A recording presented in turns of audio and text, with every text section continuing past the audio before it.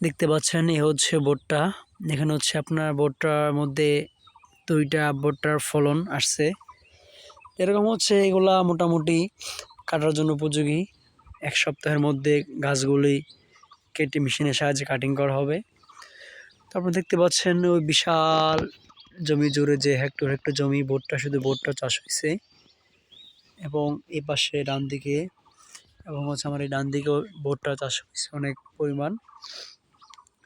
তো হচ্ছে কয়েক হেক্টর জমি, তার মানে হচ্ছে আপনার এখান থেকে 20 কিলোর মতো গেলেও হচ্ছে আপনার পাওয়া যাবে শুধু সবুজ যে সমারোহ ভুট্টার ধান, ভুট্টা গাছ। তো এটা হচ্ছে আরেক স্টেপ, এটা হচ্ছে এখনও কাটার উপযোগী হয়নি। তো ওনারা হচ্ছে আপনার কয়েক স্টেপে এটাকে রোপণ করেন, যেখানে হচ্ছে ওনারা এক স্টেপ কাটার সময় উপযোগী হওয়ার পর এতে অন্য স্টেপে গাছ বড় হয়, কাটিং করতে পারেন সেই হিসাবে। এবং হচ্ছে ভুট্টার মধ্যে পুষ্টি গুণাগুণ ভালো পাওয়া যায়, সেই কারণে ডেইরি ফার্মে এগুলা প্রচুর পরিমাণে ব্যবহার করা হয়। ধন্যবাদ।